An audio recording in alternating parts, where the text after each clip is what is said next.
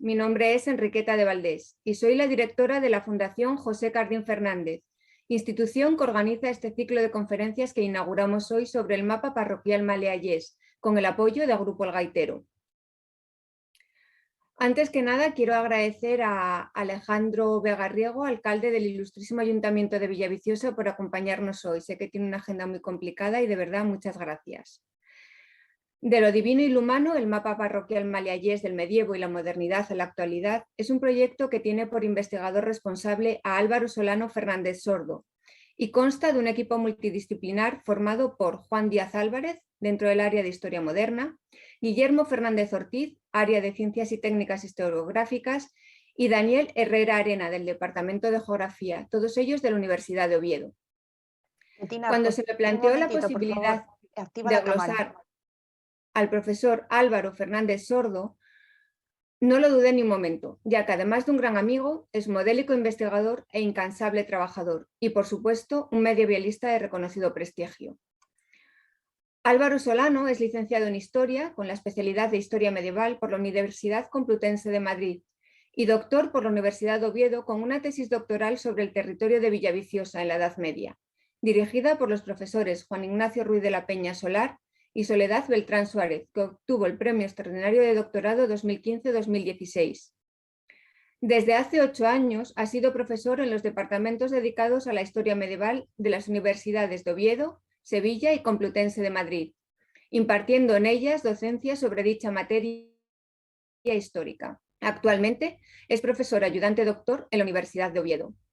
Entre sus intereses investigadores figura el estudio de las sociedades urbanas medievales y la organización social del espacio desde diversas perspectivas, interés que viene desde hace años compaginando con una segunda línea de investigación centrado en el estudio de los discursos ideológicos del poder en la Alta Edad Media del noroeste peninsular, con especial predilección por el caso del Reino de Asturias y el proceso de elaboración de su relato histórico.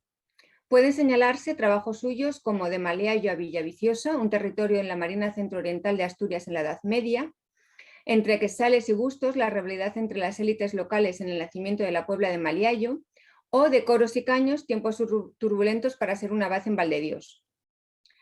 Podría seguir glosando al profesor Solano Fernández Sordo, porque su trabajo es vastísimo, pero voy a dar unas pequeñas pinceladas sobre el trabajo sobre el que nos va a hablar hoy, ya que a través de estas conferencias intentaremos conocer el nacimiento, fijación y desarrollo y permanencia de la red parroquial en el territorio malayés, tanto desde el punto de vista eclesiástico-pastoral como administrativo-civil. Pero por otro lado, supone también una ampliación desde el punto de vista cronológico al plantear un tratamiento que busca ver sus permanencias hasta la actualidad, atravesando la época moderna y los cambios socioreligiosos del siglo XIX. Algo verdaderamente reseñable en un territorio con semejante riqueza de arquitectura religiosa como Villaviciosa y con una gran abundancia de fuentes documentales disponibles. A través de este pequeño equipo de trabajo multidisciplinar se quiere aunar perspectivas diferentes y sacar el máximo partido a las fuentes escritas, la memoria oral de los habitantes, la permanencia toponímica y la realidad geográfica de Villaviciosa. Además, se trata de un equipo habituado a la participación en proyectos de investigación y que ya ha llevado a cabo acciones similares en el pasado, que aunan la investigación de detalle con la divulgación al gran público, no necesariamente especializado. Se trata de un proyecto de investigación que se tiene previsto desarrollar en 3 años. A lo largo de este 2021 se trabajó en el acopio documental, la transcripción de los textos, encuestas de campo y tratamiento de la información, que es lo que se abordará a lo largo de estas 3 conferencias. En el 22 se hará la elaboración de material expositivo para una exposición que verá la luz en el verano. Y en 2023 todo este trabajo culminará con una publicación. No quiero restar más tiempo a la ponencia de Álvaro, lo que sí quiero recordarles es que al final de su conferencia se abrirá un turno de preguntas que él muy amablemente responderá. Por lo que sin más, le doy la palabra a Álvaro Solano Fernández Sordo. Cuando quieras, Álvaro. Muchas gracias. Buenas tardes. Buenas tardes a todos ustedes. Muchísimas gracias, Ketina, por esta amable presentación.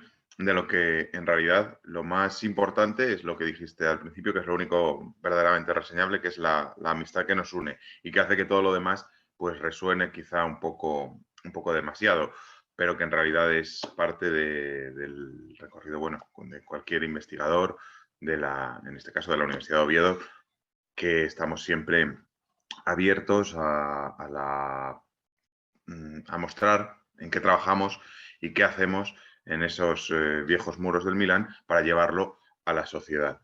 Entonces, por eso muchísimas gracias a Ketina por esa amable presentación, por su amistad, por supuesto, y también a la Fundación José Cardín Fernández y al Grupo El Gaitero por estar detrás como mecenas de este proyecto que hoy, aunque llevamos ya un tiempo trabajando, puede decirse que ve la luz porque es la primera acción pública, por así decir, este ciclo de conferencias titulado, igual que el proyecto, de lo divino y lo humano, el mapa parroquial maliallés del medievo y la modernidad a la actualidad. Y que, como ha glosado ya ha descrito un poco en su presentación Ketina, pues busca conocer un poco lo que significó la parroquia, la institución parroquial en la Villaviciosa de época desde la Edad Media y la modernidad, que es cuando la parroquia tiene su nacimiento y sus primeras transformaciones, pero que en el fondo sigue vigente hasta hoy. La de hoy, mi intervención, es la primera de este ciclo de conferencias en el cual participamos 3 de los 4 investigadores implicados en el proyecto y que pretendemos plantear como una primera toma de contacto, en el fondo casi un estado de la cuestión, una presentación de lo que se sabe a día de hoy sobre la institución parroquial en Villaviciosa, que comienza con esta intervención mía por orden cronológico sobre la parroquia medieval propiamente dicha, el surgimiento y lo que va a implicar en época medieval. Continuará con la ponencia de la semana que viene del profesor Juan Díaz Álvarez, vinculado a las transformaciones en los marcos administrativos de Asturias y de Villaviciosa en la época moderna, es decir, desde más o menos el siglo XVI al siglo XVIII, y continuará o se cerrará con el corazón un poco del proyecto, que es uno de los documentos fundamentales que nos ha permitido este trabajo y que será una conferencia a cargo del profesor Guillermo Fernández Ortiz. De todos modos, como voy a dedicar unos últimos minutos de la conferencia a describir un poco más a fondo el proyecto, pues voy a entrar en materia. No sin antes, por supuesto, agradecerles a todos ustedes esta nutrida presencia hoy aquí, que además viendo la pantalla, no las caras por estar evidentemente todos ahora mismo con la cámara apagada, pero ver los nombres de buenos amigos, buenas personas que conozco y que es un lujo que decidan pasar una tarde de jueves escuchando desde las ventajas que nos ofrece Internet una disertación que intentaré que sea lo más llevadera posible sobre estos particulares. Voy a utilizar, eso sí, una presentación para amenizar un poco la charla y espero que lo estén viendo Todo ahora perfecto, mismo. Álvaro. Perfecto. Entonces, bueno, como decía, esa es la intención. Vamos a intentar pasar este ratín conociendo un poco lo que significó la parroquia en la Edad Media, cómo nace, qué implicó y hasta cierto punto, bueno, qué camino vamos a dejar preparado para la modernidad, para esa charla de Juan Díaz Álvarez la siguiente semana. Pues bien, jugando un poco con esa dicotomía de lo divino y lo humano, y entre lo religioso y lo civil, la parroquia es eso, es una institución que la propia palabra es polisémica, porque parroquia llamamos tanto al templo, al edificio material, como al territorio que se circunscribe, como incluso a la comunidad humana que forma parte de esa institución. Es decir, por un lado tenemos el edificio, por otro el distrito y por otro la comunidad humana. Y es que desde el principio, cuando aparece la parroquia, que es un invento por así decir, medieval, pero verdaderamente tardío. Es una institución que nace en el siglo XII, prácticamente, podemos decir, y que aúna desde el principio esa dimensión religiosa que atañe a la vida eclesiástica, a la fe, a la práctica del cristianismo por parte de las comunidades sociales de la cristiandad medieval, pero siempre ha tenido una segunda vertiente, una atribución vinculado a aspectos en absoluto religiosos, sino más bien de la propia administración laica. Es decir, es una institución que, aunque nazca con una vertiente religiosa, va a servir como marco, como modelo, como templo, lugar y comunidad de referencia para diferentes aspectos de la vida en absoluto religiosa, en aspectos políticos, económicos, sociales, etc. Y que en el caso asturiano es verdaderamente importante o interesante por su permanencia. ¿Por qué? Porque el norte de España, en concreto Galicia, Asturias, buena medida zonas de León y de Cantabria, aún mantienen la parroquia como una institución de índole civil. Es decir, si cruzamos la cordillera y vamos a Castilla, no existen como tal las circunscripciones parroquiales como entidad intermedia entre lo local, lo municipal y lo meramente local, pero sí en Asturias. De hecho, en nuestro Estatuto de Autonomía, al principio, en el título preliminar, en el segundo punto del artículo 6, como pueden leer ahí, se reconoce la personalidad jurídica a la parroquia rural como forma tradicional de convivencia y asentamiento. Es decir, un invento medieval que a día de hoy todavía es útil y que en buena medida tiene una representación importante en la administración diaria de todos nosotros. Todos, de algún modo, nos enmarcamos, sobre todo especialmente en el mundo rural, como dice ahí el estatuto, en algún tipo de parroquia. Aunque tenga luego un cuño urbano, es decir, porque hasta los núcleos urbanos de los concejos asturianos tienen también sus parroquias. Para cuestiones, repito, exclusivamente civiles. Por supuesto, la pervivencia de la Iglesia implica también esa pervivencia de la institución parroquial, desde el punto de vista de un marco de relación para lo que se llama la cura de almas, la cura animarum, que es la práctica de la piedad y la dirección de esa práctica de la piedad de los fieles por parte de un clero vinculado a esa administración diocesana. Porque ahí es lo importante y donde van a hacer la parroquia.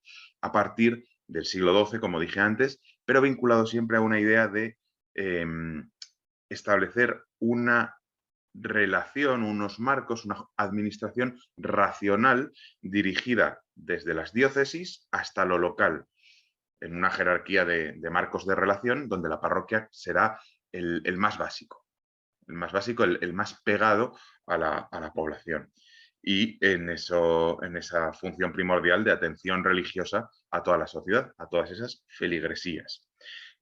Pero evidentemente va a ser algo que cambie a lo largo de la Edad Media.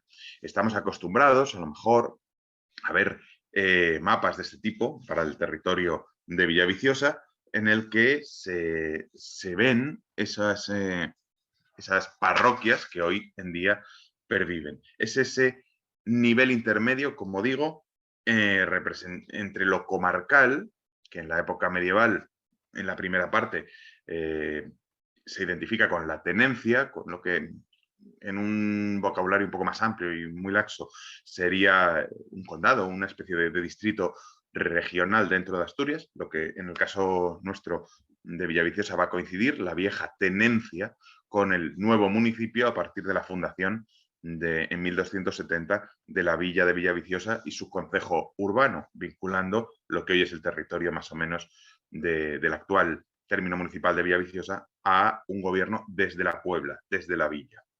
Pues bien, intermedio entre ese nivel comarcal, ya sea de la tenencia o del municipio, en los diferentes momentos de la Edad Media, y el nivel más meramente local de la aldea o de la casería familiar, debido al hábitat disperso que tenemos en Asturias, desde la época medieval, pues en ese nivel intermedio entre una cosa y otra encontramos la parroquia. Una parroquia que tiene su origen en un proceso de imposición de un determinado modelo eclesiológico, el que decía yo antes, un gobierno de la cristiandad a nivel administrativo delegado en las diferentes diócesis, de cada diócesis a los arcedianatos, arciprestazgos y después parroquias.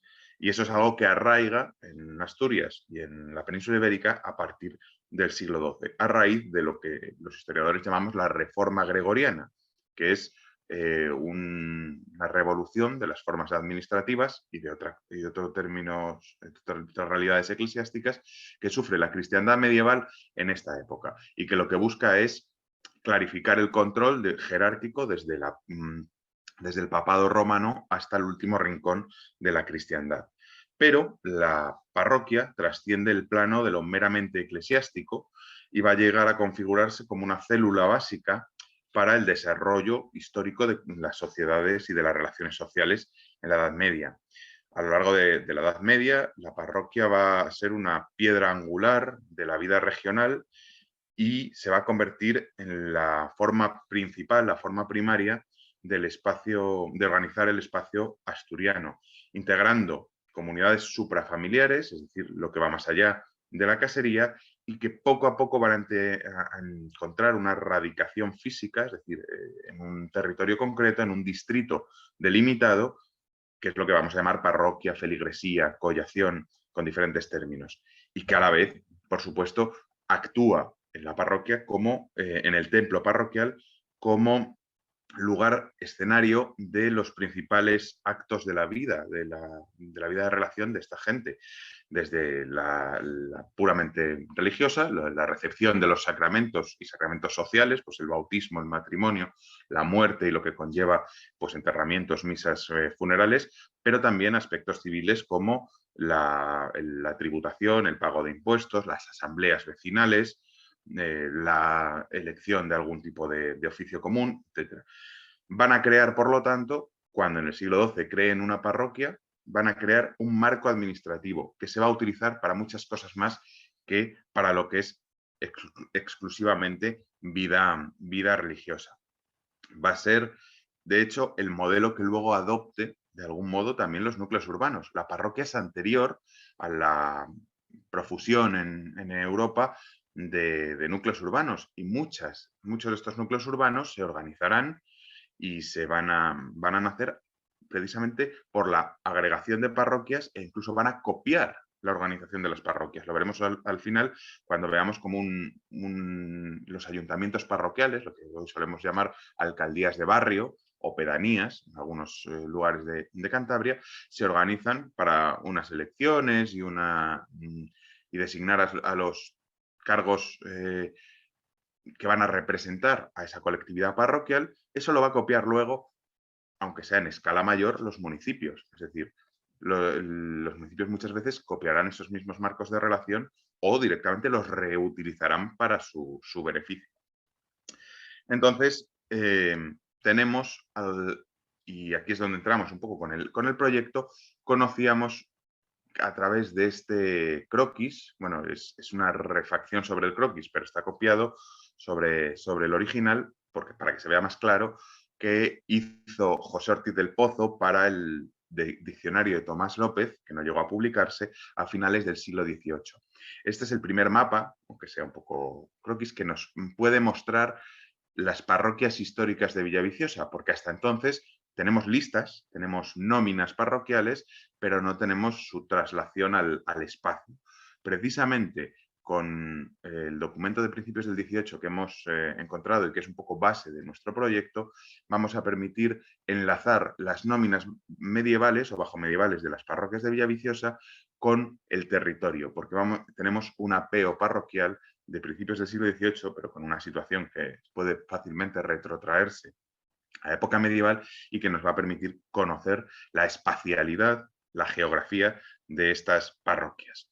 Pero claro, si digo que no conocemos el espacio o la geografía de estas parroquias hasta el siglo XVIII, que incluso en muchas ocasiones las propias parroquias no son sino una creación hasta el siglo XII, quiere decir que antes no había iglesias, no había una atención de las almas del territorio de Villaviciosa, en este caso. Pues no, lógicamente conocemos iglesias. De hecho, buena parte de la documentación o de la propia estructura material que pervive de todas estas iglesias, es anterior al siglo XII.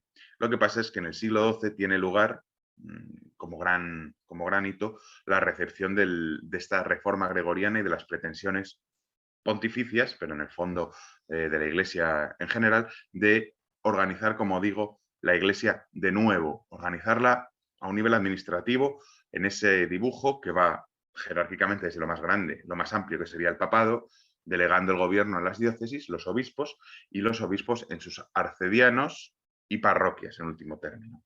Todo esto en España o en Castilla tiene una fecha clave que se suele señalar, que es el Concilio de Collanza. El Concilio de Collanza, que se celebra en el año 1055 y que supone, entre otros muchos cambios, la entrada del rito romano, por ejemplo, el rito litúrgico por el cual se celebra la misa hasta hoy en día en España, que sustituía al viejo rito mozárabe o hispánico que se llamaba, y la estructuración de la Iglesia, administrativamente hablando, vuelvo a decir, en estas parroquias, en esta idea diócesis, arcedianato, parroquia. Pero, como digo, antes había iglesias. La gente no, por así decir, no empieza a creer masivamente en el siglo XII y hasta entonces no tenía unas estructuras, marcos de relación para las iglesias. Y en el caso de Villaviciosa tenemos una riqueza muy grande de restos y testimonios escritos de estas iglesias. Muchas de ellas acabarán siendo parroquias, pero no todas. De hecho, la mayoría no. Y conocemos estas iglesias anteriores al siglo XII fundamentalmente y muchas veces en fechas concretas por epígrafes de consagración o menciones documentales, así como los propios restos materiales que hay. Es famoso el prerrománico que hay en Villaviciosa y que es algo más, vamos, no solo San Salvador de Valderíos, el conventino. Las más seguras, evidentemente, son aquellas, las noticias que tenemos de aquellas iglesias, todavía no parroquias, no existen como parroquias, previas al año 1100, como digo, y que conocemos por inscripciones consecratorias, inscripciones de la consagración, cuando se habla de ello. Son 4 fundamentalmente y que nos dan una fecha relativamente aceptada de cuándo son esas iglesias. Estoy hablando de la iglesia, las que ven marcadas en verde, la iglesia de Puelles, la iglesia de Boiges, es decir, el conventín, la iglesia de Fuentes y la iglesia de Priesca. Estas 4 iglesias, fundamentalmente del siglo X, en torno al siglo X, se conocen desde esa época y nos muestran muy bien el modelo de lo que era una iglesia antes de que existiera la parroquia. ¿Cómo eran esas? Bueno, pues sin duda, tal vez el más rico de los ejemplos sea San Salvador de Fuentes, que además cumple este año su 1100 aniversario. San Salvador de Fuentes pasa por ser una de las más ricas inscripciones, o contar con una de las más ricas inscripciones, que aquí ven en un dibujo de Francisco Diego Santos, en una de las, bueno, en las jambas de la puerta, y que tiene un contenido maravilloso. Está en las impostas y en las jambas del acceso norte a la nave, que hoy es románica, pero seguramente tenía un antecedente prerrománico, y nos cuenta que el 25 de mayo del año 1021, Diego Pepici, con su mujer Mansuara y con su suegra, doña Vistrildi, decidieron edificar una iglesia en este lugar y a la hora de edificarla la dotan con una serie de heredades, de bienes, una villa que hay cerca y algunos hombres, con la doble finalidad de hacerlo sede de su dominio patrimonial. Van a donar prácticamente sus posesiones a esta iglesia, que ellos mismos van a controlar, por supuesto, y para sus descendientes. Y a la vez, bueno, lógicamente, con una motivación absolutamente medieval, como es garantizarse una vida eterna favorable para ellos y para toda la familia, y asegurarse de algún modo en vida la labor de religiosa, su propia vida religiosa. Por eso van a recurrir a colocar, por así decir, a contratar, diríamos, a un clérigo que va a ser el responsable de esa comunidad desde el punto de vista eclesiástico. Pero los dueños de la iglesia y de todos sus bienes y que manejan todos esos bienes es esta familia que la ha construido. Por así decir, ya digo, el sacerdote que va a estar a cargo de la parte religiosa es un contratado, un dependiente de la familia. Este es el modelo clásico de lo que es una iglesia propia que existía desde época visigoda y precisamente hasta la Reforma Gregoriana. La Reforma Gregoriana, uno de los enemigos que tiene es este modelo de iglesia. Una iglesia dominada por una familia laica, que hace que la administración, la celebración de los sacramentos, la cura de almas, en definitiva, esté un poco dominada por esta familia laica, que son los posesores, los que se han preocupado de construirlo, etc. Y además tiene una ventaja fiscal de cara a los posesores a la hora de testar, es decir, de hacer testamento. Imagínense ustedes una familia rica que en esa época, claro, dividen sus bienes entre los hijos. No existe esa noción del mayorazgo y todos los hijos tienen derecho a una parte de sus bienes, de todo el elenco de propiedades que tiene la familia. Pues claro, al cabo de 4, 5, 6 generaciones, el patrimonio se ha disuelto, se ha dividido tantas veces que se ha disuelto. La fórmula que encuentran es precisamente esta: construir una iglesia, donarle todos los bienes a esa iglesia, a ese templo, y de esta manera nunca se dispersa la herencia, el patrimonio de la familia. Y lo que sí pueden hacer, como si fuera un mayorazgo, no existiendo todavía la noción de mayorazgo, es hacer al cabeza de familia de cada generación cabeza de esta organización parroquial. Es un modelo que se va a dar por toda Europa, pero saca, o por así decir, mantiene fuera del dominio diocesano y del dominio eclesiástico puro y duro esta labor que hacen, esta función que hace de administración de la religión, a fin de cuentas.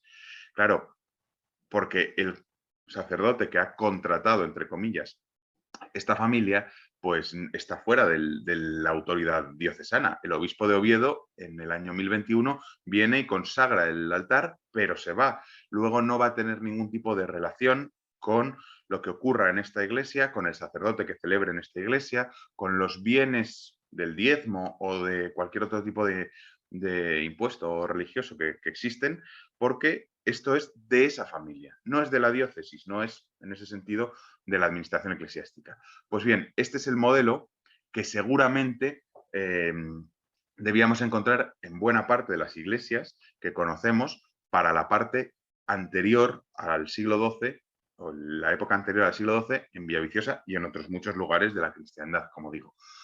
Tenemos noticias de esos templos, de la existencia material de esos templos, ya sea por inscripciones consecratorias, las que decía yo antes, que son las más seguras, aquellas que arqueológicamente o estilísticamente pueden enmarcarse en estos siglos, aunque son datos ya un poco más dudosos, porque a veces la existencia de un epígrafe de una tumba del siglo X o de un altar o una pila bautismal de estos siglos puede haber sido trasladado. Es el problema que tienen las piezas móviles. Entonces, una que exista una ventana o una pila bautismal de una determinada inscripción no dice que toda la iglesia existiera ya desde esa época. Podía venir de otro lugar. Es a lo que voy.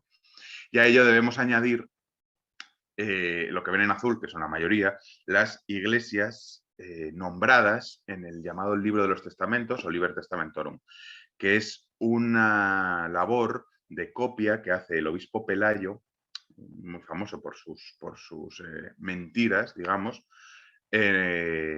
precisamente en el siglo XII.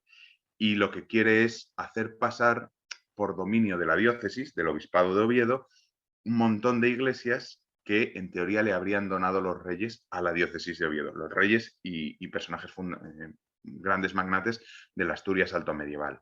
El problema es que no miente del todo ni dice la verdad del todo, entonces son textos un poco a veces manipulados, actualizados a veces, otras veces directamente inventados para justificar derechos que en el siglo XII tiene la diócesis de Oviedo, pero que pueden no ser reales.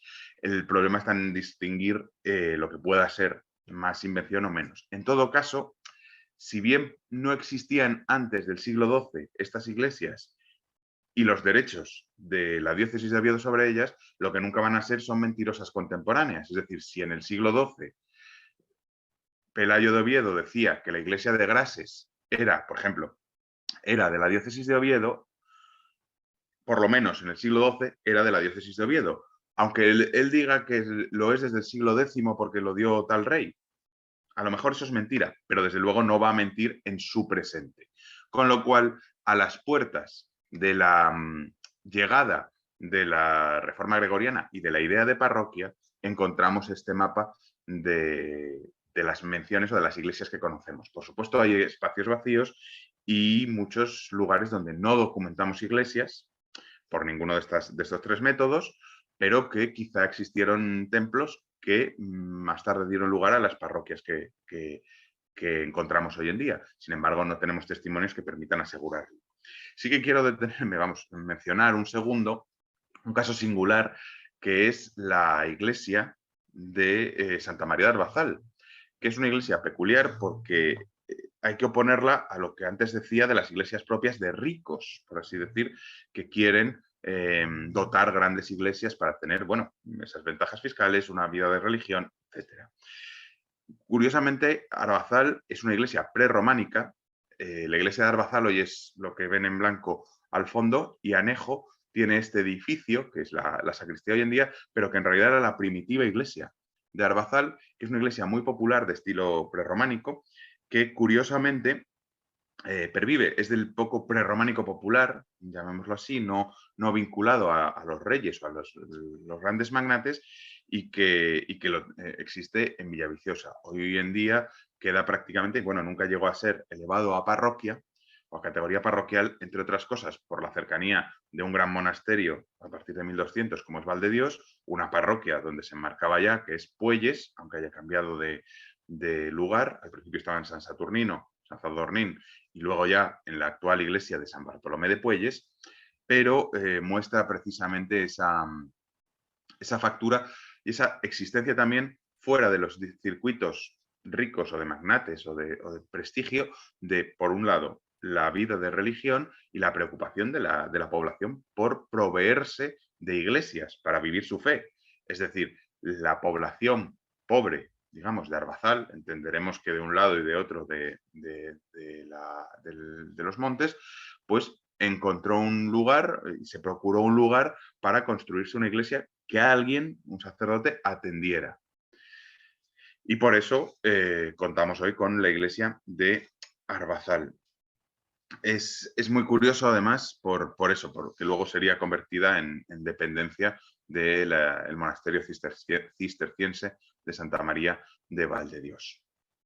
Si atendemos un poco generalmente a la ubicación o al elemento topográfico de estas iglesias, de estos templos, antes de ser parroquias o antes de existir la institución parroquial, es importante ver un poco el emplazamiento, ¿no? La topografía donde se encuentran. Generalmente están sobre pequeñas colinas o montículos, que hace que, aún en la actualidad, este es el caso perfecto de Amandi, a las afueras de la villa, que sobresalen nítidamente entre el caserío circundante. Si todavía lo hacen hoy en día, imagínense más aún cuando apenas había caserío, o eran casas muchas veces más bajas, de una sola planta, y que hacía que verdaderamente Amandi, Cazanes, Carda, Arbazal, Valdedios sobresalieran en el paisaje, fueran hitos referenciales del paisaje, hasta el punto de que muchas veces, y se ve perfectamente en Amandi, se ven entre sí. Es decir, uno podría ver desde el lugar de Amandi el lugar de Cazanes o de Fuentes. Hay una visibilidad directa de uno a otro. Por eso, porque formaban parte de ese paisaje, y no solo eran parte del paisaje, sino que eran los hitos que en la mentalidad de la época se tenían por referencias. Pero más allá, no hay verdaderamente una existencia territorial de estas iglesias. Es decir, no hay un circuito, un distrito a su alrededor que tuviera adscrito a toda la población que allí viviera a la atención a ese templo. No sabemos exactamente cómo funcionaban desde el punto de vista de la atención de las almas, de la atención de los fieles, de la feligresía, que todavía no puede llamarse así. Pero no existía una distribución. La gran novedad que va a traer consigo la reforma y, por lo tanto, la idea de, desde Collanza en adelante, que va a ser muy lenta su implantación, va a ser crear la parroquia como esa triple realidad que antes decía. Por un lado, el templo. El templo ya lo tenemos desde antes, existían templos. Muchos van a ser promovidos en parroquias, pero la gran novedad va a ser, por un lado, dibujar un mapa, dibujar un circuito, un distrito parroquial, al cual llamamos parroquia también, que van a ser los límites de que van a ser atendidos espiritualmente por esa parroquia, por ese templo. Eso quiere decir que todos los habitantes de ese circuito deben ir a esa iglesia y allí van a ser atendidos, pues van a recibir el bautismo, van a casarse, van a ser enterrados. A esa iglesia deben pagar el diezmo, a esa iglesia deben otra serie de derechos y así distribuyen todo el espacio de la diócesis. Eso es lo que consigue la reforma. Y por otro lado, el control sobre, por parte de la diócesis, sobre las personas, la administración, los curas que van a encargarse de administrar esa parroquia. Esa es la gran novedad de la parroquia, fruto de la reforma gregoriana. Evidentemente, no se hace de la noche a la mañana, evidentemente tienen una serie de tiempos y de siglos. Ya digo que en el caso castellano se suele hablar del hito del año 1055 en el Concilio de Collanza, pero vemos los rasgos verdaderamente parroquiales en el siglo XII e incluso en ocasiones en el siglo XIII. Para el caso asturiano no contamos, es muy tardío, el momento en el cual tenemos ya una lista de esas parroquias. No tanto de su demarcación, pero sí una lista de las parroquias que cubren el territorio asturiano. La idea es que todo el territorio asturiano está dividido en parroquias. Y eso, para el caso asturiano, ya digo, de la diócesis de Oviedo, no lo tenemos hasta finales del siglo XIV, en el año 1385. No quiere decir que no existiera desde antes. De hecho, lo que hace esta nómina parroquial del obispo Gutiérrez de Toledo, que es el obispo que gobierna Oviedo a finales del siglo XIV, y que es esa nómina, una lista de parroquias que se guarda en el llamado libro Becerro de la Catedral de Oviedo, publicado por Javier Fernández Conde hace ya varios años. Pues bien, lo que hace es ofrecer una foto fija en ese año de algo que sabemos que viene existiendo desde al menos casi 200 años antes, prácticamente, desde el siglo XII. La lista es tardía, pero la realidad que refleja ya tiene al menos 200 años. Para otras diócesis tienen más suerte, por así decir, y sus listas parroquiales, sus nóminas son anteriores. En León, por ejemplo, existe ya una nómina desde el siglo XIII, por no hablar de otras diócesis como más quizá que pronto reciben la idea de la reforma, como Toledo o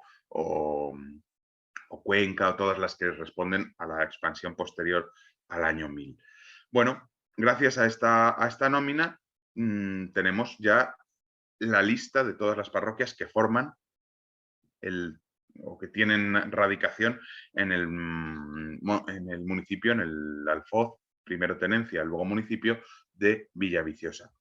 Pero como digo, las iglesias son anteriores. Las iglesias, como pueden ver aquí, las conocemos desde antes. La lista en ocasiones nos remite a 1385, por ejemplo, ¿no? Y, por ejemplo, la primera vez que se habla de Pivierda o la primera vez que se habla de Santa Eulalia de Niévares es en esa nómina parroquial. Sin embargo, otras, desde principios del siglo XII, perdón, desde principios del siglo XIII, las encontramos ya nombradas y las conocemos. Muchas incluso utilizan los viejos templos que sabemos que existían anteriormente al 1100. Entonces, bueno, es una continuidad. Sin embargo, bueno, a partir de 1200 ya están en ese mundo parroquial. Y desde ya el siglo XII vemos cómo el vocabulario de la gente cambia. La gente ya no habla solo de la iglesia de Fuentes, como veíamos antes, sino que ya aparecen términos como el cellero, que es la forma que tenían de referirse a la iglesia como perceptora de rentas. Entonces eran del cellero de Coro, del cellero de Peón, del cellero de Cazanes. La población se vinculaba a ese término. O el más específico de feligresía, de los filii ecclesiae y por lo tanto la feligresía. Encontramos menciones a feligresías o a lugares que se establecen sola campana, es decir, bajo la campana de determinado lugar. Y poco a poco vamos viendo que esas iglesias, que ya están constituidas parroquias, tienen un reflejo territorial. Las viejas donaciones altomedievales en ocasiones nos nos delimitan los territorios que dependían o que podían depender de esas iglesias. Es el caso 3, tenemos para época anterior al año 1100, que son las que ven allí de San Martín de Miravalles, San Salvador de Priesca y Santa María de Sariego Muerto. Son menciones que están en documentos precisamente los que hacía antes referencia, del Liber Testamentorum. Se intentan hacer pasar por antiguas, aunque sean verdaderamente del siglo XII. Es el caso de los 3 escogido la de Miravalles, para que vean un poco el funcionamiento, que va a recordar mucho a lo que vamos a ver en el documento del siglo XVIII, que nos sirve, ya digo, de base a este proyecto. Hablan de la iglesia de San Martín de Miravalles, con sus propiedades y las senras, que van por estos términos y van, los he enumerado para que puedan ver los hitos referenciales que van constituyendo el circuito que podemos reconstruir hoy en día. De las 11 referencias que da para este término de Miravalles, hoy en día hemos conseguido recuperar o identificar 9 de ellas y nos permite ver, en el caso de Miravalles, en amarillo, aquí lo ven, ese término que podía ser la primitiva feligresía de Miravalles, cuando en el año 1100 escribe Pelayo falsificándolo como documento del siglo X. Claro, el problema es que no tenemos todo el territorio cubierto por descripciones así, y lo que podemos hacer hasta cierto punto es intentar ver cómo coincide la nómina que antes veíamos de Gutiérrez de Toledo con el mapa parroquial que conocemos hoy en día. Esto sería la imposición en rojo de los términos que hoy existen entre las parroquias de Villaviciosa y más o menos la coincidencia. Como ven, si se fijan un poco, Miravalles prácticamente coincide en estos 7 kilómetros cuadrados largos con la parte meridional de la actual parroquia de Miravalles. Si a ello le sumamos lo que es Sebrallo, es decir, la vieja iglesia de San Martín de Miravalles era la actual San Esteban de Miravalles, y Sebrallo se unirá, porque Sebrallo es una capilla privada de una familia noble, no llegará a ser parroquia. Entonces, el territorio que antes se administraría desde Sebrallo seguramente se vinculó desde el siglo XII a la parroquia de Miravalles, lo que ya va a ser parroquia de Miravalles. Entonces, poco a poco podemos ver en este caso algunas evoluciones.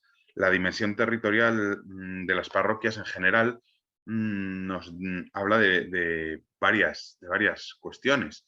La parroquia no es algo que permanezca fijo para todos los siglos. De hecho, si pueden ver aquí, hay parroquias, normalmente tienen una extensión media entre 7 y 10 kilómetros cuadrados, pero algunas son verdaderamente grandes y con el tiempo incluso se dividirán. Es el caso, por ejemplo, de esta que ven aquí. Bueno, la parroquia de Peón era un valle unitario y en la nómina de 1385 de Gutiérrez de Toledo era una sola parroquia, era Peón y ocupaba todo esto. Sin embargo, con el tiempo va a verse más práctico porque se consiga la independencia suficiente económica y humanamente hablando, porque sea muy poco práctico para los feligreses del sur recorrer estas distancias cada domingo para ir a la iglesia. Por diferentes razones se va a constituir una iglesia hijuela, es decir, una hija, y se va a acabar dividiendo la parroquia. Y por lo tanto, de la antigua parroquia original medieval de Peón, vamos a tener ya en época moderna Peón y Candanal como 2 parroquias separadas. Es algo que, por ejemplo, para época medieval ya lo documentamos aquí. La original parroquia del Busto, que en el siglo XIV existe, para el siglo XV ya son 2. La iglesia del Busto, perdón, la parroquia del Busto y la de Magdalena de los Pantos. Esto ocurrirá en estos casos, pero algunos no llegarán incluso a producirse.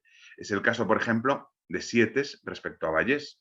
Seguramente, si hubiera seguido creciendo la población de la parroquia de Vallés, la iglesia de Sietes acabaría constituyéndose como una parroquia separada, no va a ser el caso, no va a conseguirse. Algo parecido en Ternín respecto a Valdebárcena o Ambás, porque justo Ternín es una parroquia hijuela que va cambiando de dependencia a lo largo de la modernidad.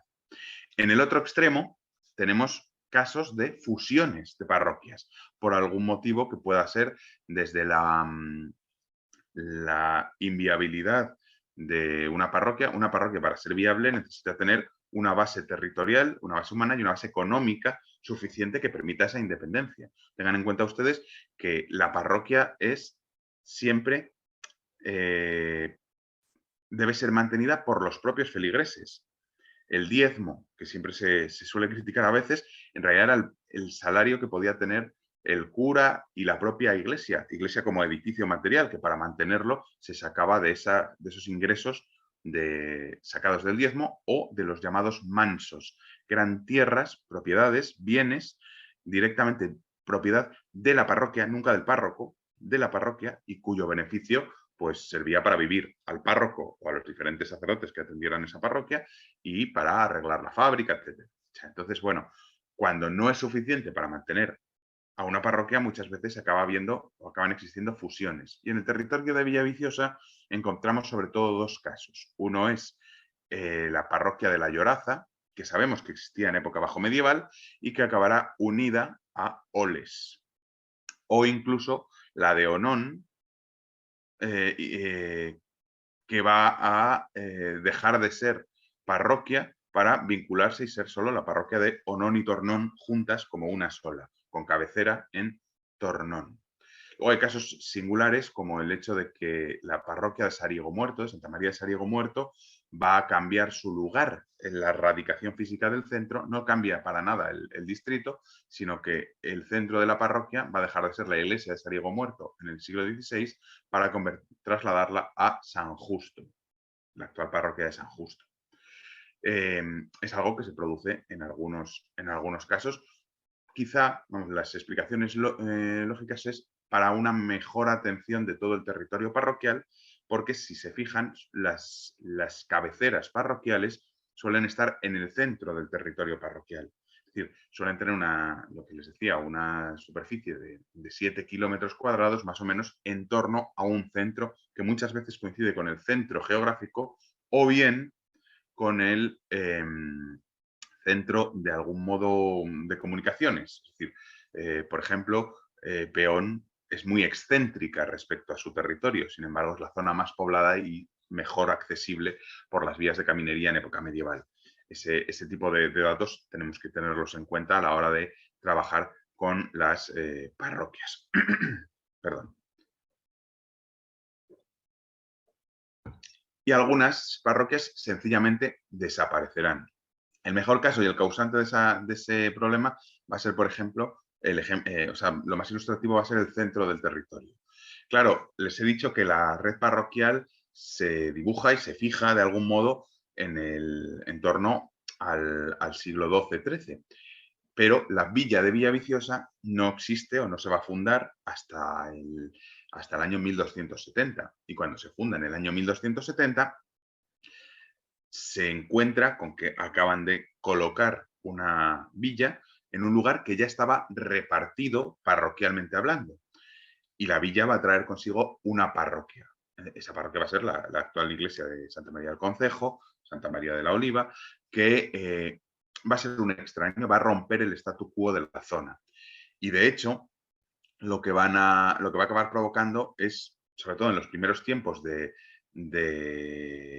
radicación, problemas parroquiales, por un lado, porque el párroco de Amandi, por ejemplo, se va a quejar muy pronto, en 1277, al obispo de que, aprovechándose un poco de que los antiguos pobladores, los pobladores que antes vivían en los territorios de Amandi, se han ido a vivir a la Puebla, pero siguen trabajando las tierras situados en la parroquia de Amandi, pues con la excusa de que ahora ya no viven allí, no le pagan el diezmo.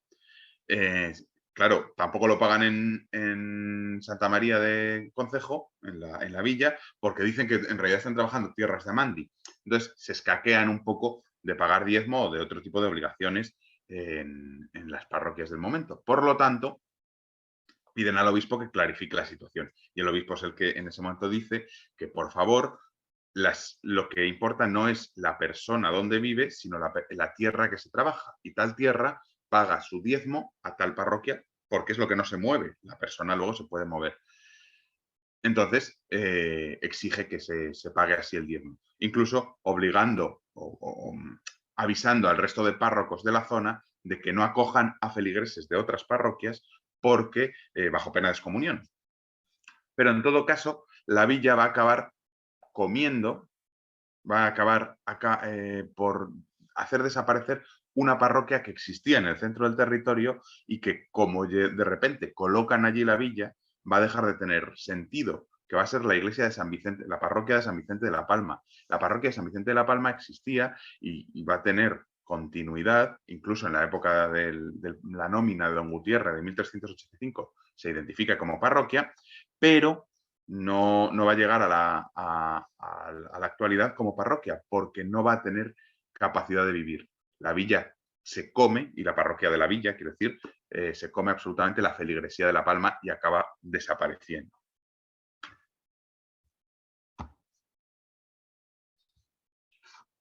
Además, con esto, este caso de la parroquia de Villaviciosa nos pone sobre aviso de lo que implicaba los cambios o los difíciles cambios por voluntades, en este caso del rey, que quería fundar una puebla y que trastoca completamente el mapa parroquial.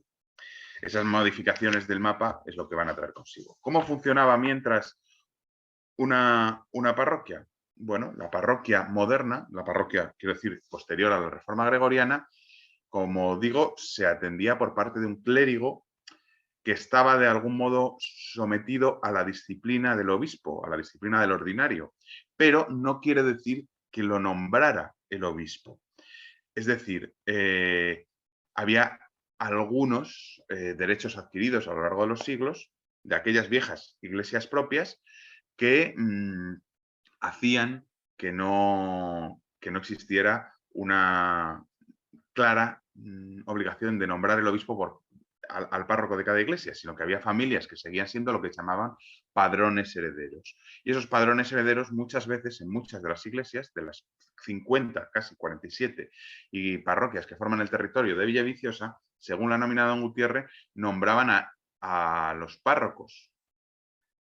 Por lo tanto, de algún modo no se consiguió del todo esa clarificación organizadora que se pretendía. Es verdad que es creciente y cada vez más el obispo o el cabildo catedralicio de Oviedo, a través de sus diferentes cargos, llegaban a nombrar a la mayoría, casi la mitad de las 47 iglesias, o a tener participación en fragmentos con otros, porque lo importante del nombramiento, por supuesto, era luego lo lucrativo que podía ser desde el punto de vista económico.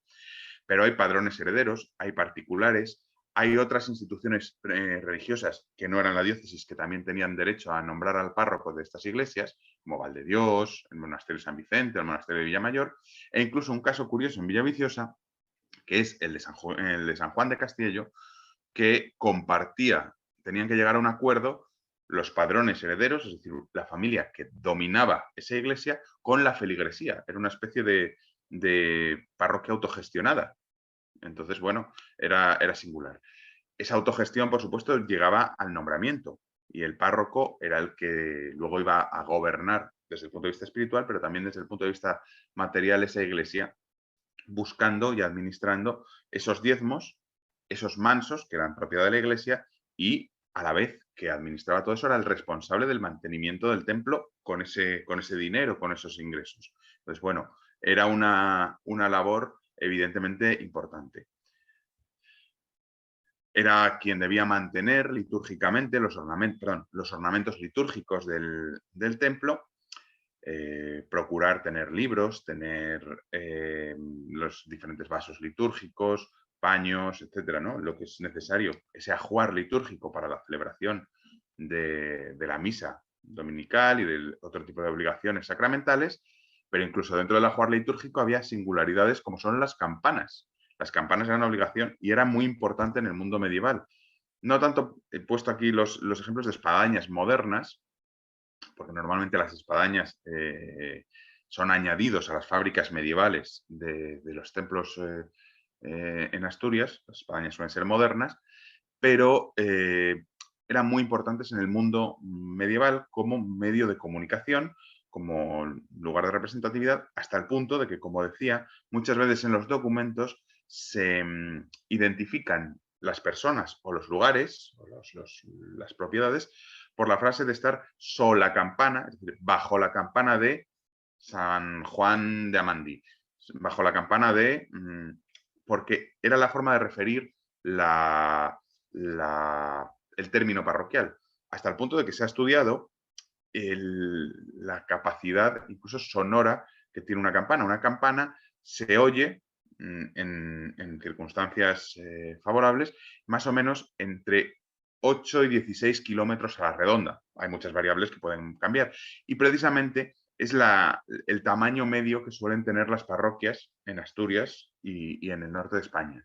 Esos 8 kilómetros más o menos desde las cuales es audible, se puede oír la parroquia. Así que es literalmente lo de estar bajo la campana, porque en el momento en que dejabas de oírla, no había esa comunicación con el centro, en la cabecera parroquial. Entonces, son elementos verdaderamente importantes en la conformación de la parroquia.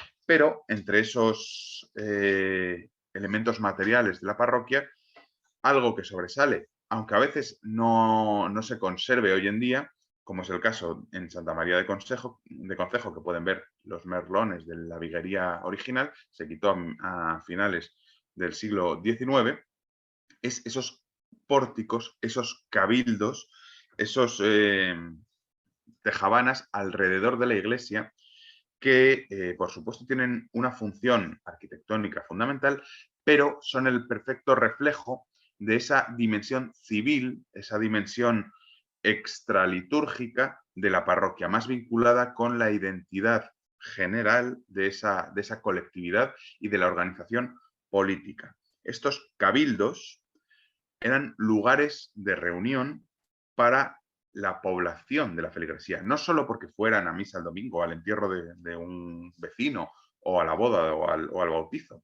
No, es que eran los lugares públicos, y por eso la iglesia era el centro de la actividad pública de estas comunidades. En ellos se reunían para ser el germen de las solidaridades vecinales que se iban a hacer, y en ellos se reunían los hombres buenos de los habitantes de la zona, la asamblea de esa parroquia, para distintas labores de gobierno, como puede ser tasar bienes, delimitar propiedades, algunas actuaciones de testigos para actos jurídicos, es decir, cuando había que vender a lo mejor un prado, se iba a la parroquia y se reunían allí, se cogían de esa zona.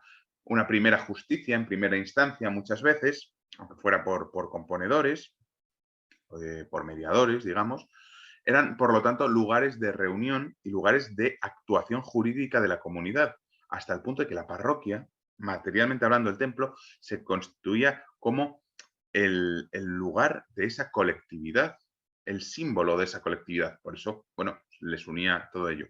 De hecho, no es casual, y por eso lo pongo aquí en la esquina de abajo, Santa María de Concejo y su propia advocación. La propia advocación ya nos está hablando de que es un lugar emblemático para la comunidad, para el concejo, pero es que ahí es ese pórtico de Santa María de Concejo era el primitivo ayuntamiento, teniendo ayuntamiento como institución municipal, de gobierno municipal, de la villa de Villaviciosa, como lo eran otras iglesias consistoriales, que se suelen llamar así, en otras villas y ciudades de Asturias o de España.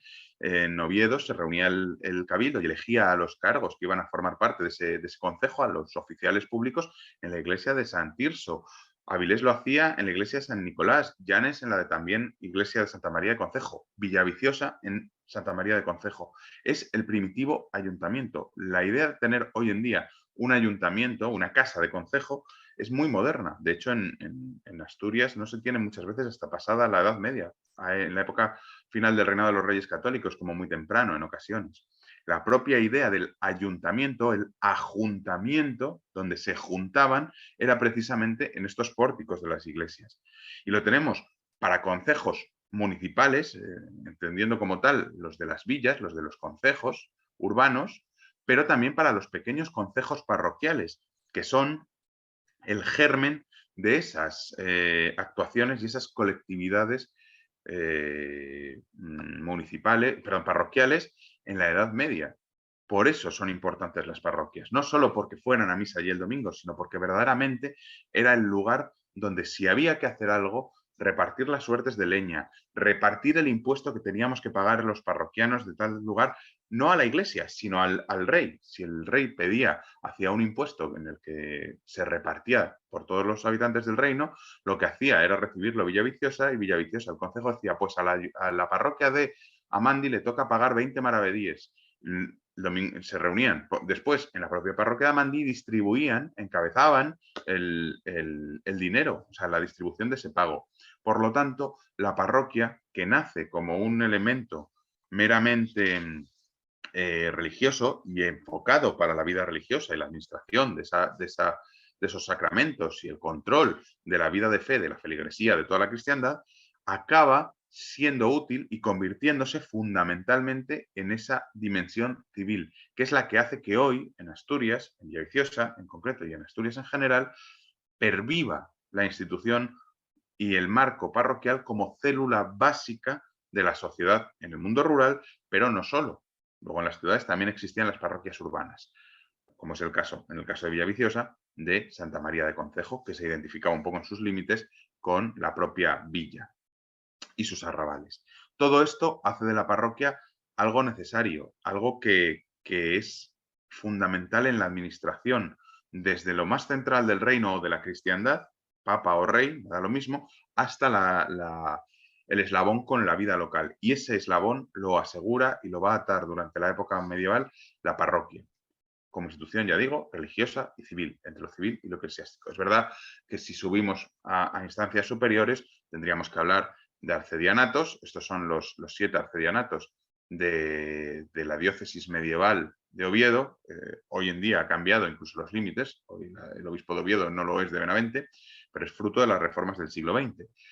Estos arcedianatos se dividían a su vez en pequeños arciprestazgos, que eran grupos de parroquias, y entre el arcedianato de Villaviciosa, que como ven ocupaba prácticamente todo el oriente, destacaba el arcedianato el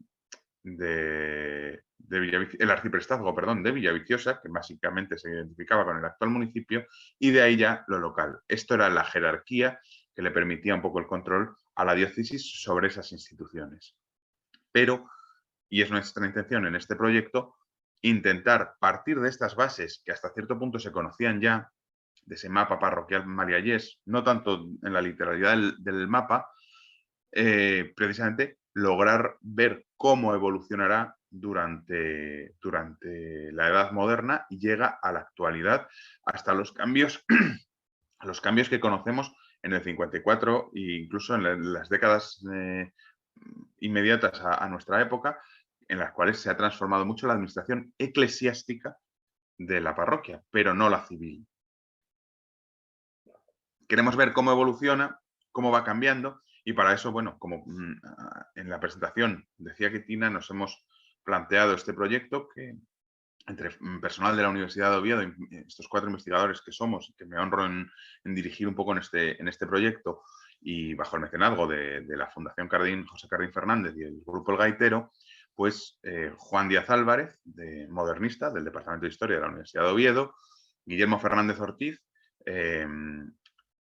paleógrafo, experto en paleografía moderna, también del Departamento de Historia, y Daniel Herrera Arenas, geógrafo, con esta interdisciplinariedad geógrafo de la Universidad también de Oviedo, quiero decir, pretendemos abordar este proyecto de 3 años que nos permita conocer, ya digo, esa evolución superando la foto fija de la Edad Media o la foto fija de la Edad Moderna o de la actualidad para ver la evolución. ¿Gracias a qué? Fundamentalmente a este documento, que es un apeo parroquial. De él hablará mucho más, a ello está dedicado fundamentalmente la ponencia dentro de 2 semanas de Guillermo Fernández Ortiz, pero es un documento de principios del siglo XVIII que nos delimita todas las parroquias de Villaviciosa, del mismo modo que yo les había enseñado antes los límites de Miravalles.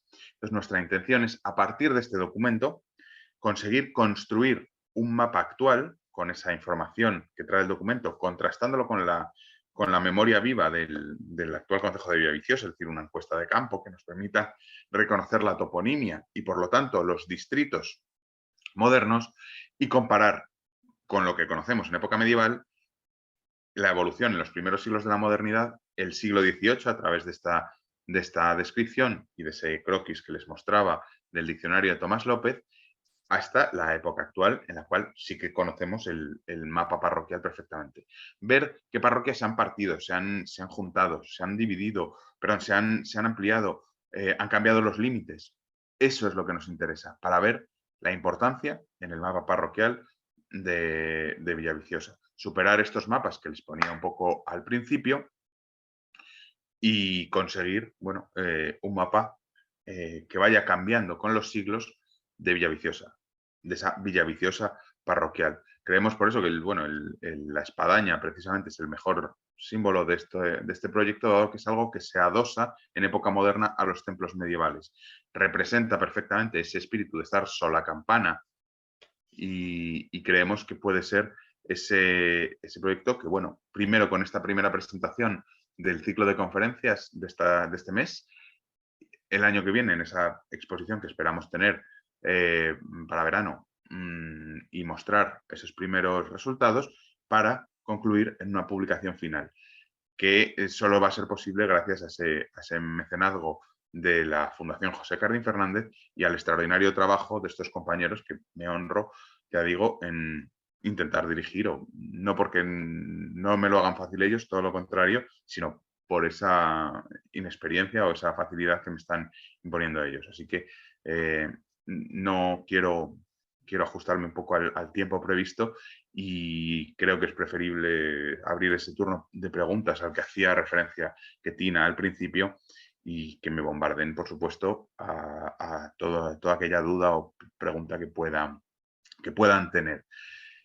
Solo me queda agradecerles de corazón esta atención y esta presencia aquí esta tarde. Muchísimas gracias. Pues muchas gracias, Álvaro. La verdad que muy, muy, muy interesante.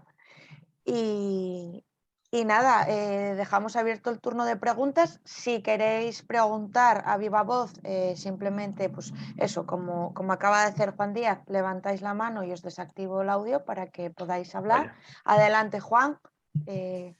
Tu pregunta. Hola, buenas tardes. No es ninguna pregunta, es simplemente una felicitación a nuestro investigador principal del proyecto y un agradecimiento también a la Fundación por ese patrocinio. Gracias, Álvaro, por esta exégesis que nos has mostrado. Nada más. Muchas gracias. Gracias a ti. Bueno, Juan, evidentemente no... Parece que estuviese preparado, pero no es así. Muchas gracias. Las que usted tiene. Pálido reflejo de las suyas. Bueno, a ver si hay alguna pregunta. Bueno, no hay así ninguna pregunta. Yo a mí sí que me llamó la atención lo que comentabas, lo de las parroquias que iban pasando o las iglesias que iban pasando de digamos, de unas a otras, porque a mí, por ejemplo, la iglesia de Terní me hizo gracia y me generó mucha curiosidad cuando para el tema este pues bueno, del archivo de tradición y demás, me puse en contacto con vecinos y me comentaban, pues eso, en época relativamente cercana, pues que la última misa había sido antes de la Guerra Civil y que eran vecinos que no pertenecían a la zona, sino que eran de abajo, de Ovalla, por cercanía con la iglesia. Claro. Entonces, digamos que como que se trasladaban fuera de su territorio, por así decirlo, por esa cercanía que tú comentabas, pues como en el caso de Peón. Es que, claro, Peón es una extensión vastísima y lo que tú dices, pues en aquella época tener que moverse a lo que era efectivamente la otra punta de la parroquia, pues era complicado. Entonces, pues... Sí, ¿no? De hecho, en documentación a veces del siglo XV, XVI, se habla de peón de arriba y peón de abajo. Claro. Peón de abajo son peón y candanal, o sea, claro. no realmente. Y al final acaba partiéndose porque es que era inviable. No creo que Candanal tuviera la entidad suficiente desde el punto de vista económico, demográfico, e incluso, bueno, territorial, como para convertirse por sí misma, cosa que sí le pasa a la Magdalena. Es decir, la Magdalena es un territorio riquísimo, es era de las parroquias más ricas, lo que era el Busto, y entonces, claro, se divide. Por una especie de mitosis parroquial se divide y genera dos parroquias. Entonces, bueno, Candanal debía ser más una cuestión práctica de traslado que una cuestión de viabilidad económica. Ya. Bueno, lo mismo, Celorio también es que es otra de las más extensas, y ahí tienes pues eso, las hijuelas, Santamera y... Eso. Claro. El problema, Celorio es una zona que además lo que tiene es mucha presencia de familia, en época medieval, quiero decir, de familias ricas que tienen su propia iglesia. Santamera, San Vicente, San Salvador de Puerto. Claro. Y claro, a la hora de hacer una parroquia, la diócesis dice, no quiero depender de los ricos, voy a promover mi propia parroquia. Y Celorio, de hecho, es de patronato episcopal, por eso, porque quiere la independencia. Porque si se acercaba a Santamera, igual caía en dependencia de los Quesal. O algo parecido pasa en Tazones. Claro. Tazones es una parroquia, San Miguel del Mar, que es promovida en contra de la familia que domina esa zona. La familia que domina esa zona a principios del siglo XIII son los Villar, que son de la zona de arriba, y tienen allí la parroquia. La parroquia no, su iglesia. Entonces, lo que hace la población, que además Tazones es una población que tiene la mayor proporción de no hidalgos en la zona, pues quiere distinguirse de la zona de arriba, que además también en la práctica es mucho más cómodo ir a San Miguel del Mar, aunque sea en la localización que tenía antes de la Guerra Civil, que era en la Bocana del Puerto, no la actual, que subir a Villar, que es un trabajo. Sí. A ver, sí, lo que hablamos, ya no solo por desligarse de esos poderes, sino también por una cuestión práctica para la propia población. Claro, el 90% de la población feligresa de esa zona vivía en el puerto. Claro. Entonces, tener que ir a la casa del noble de arriba, pues seguramente le fue mucho más práctico y acabaron forzando, de alguna manera, aprovechando la caída en desgracia, además de la familia, que la iglesia estuviera abajo y no arriba. Claro. Sí, es que, a ver, todo tiene un porqué, como siempre se suele decir, llegas a él tarde o temprano, pero ahí está.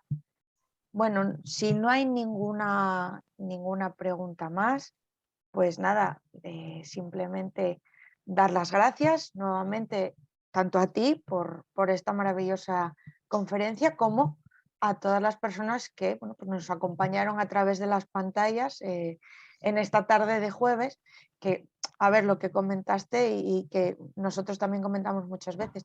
De lo poco bueno que se pudo sacar de esta situación que vivimos en estos 2 últimos años es el poder acercarnos a través de las pantallas a estas conferencias, aprender sin tener que ir físicamente, pues porque eso nos da la posibilidad desde otros puntos de Asturias, incluso de España, de disfrutar de ello. Así que muchas gracias y bueno, pues hasta la siguiente. Muchas gracias a vosotros y a todos los participantes. Espero haber cumplido un poco las expectativas y no haber aburrido en exceso.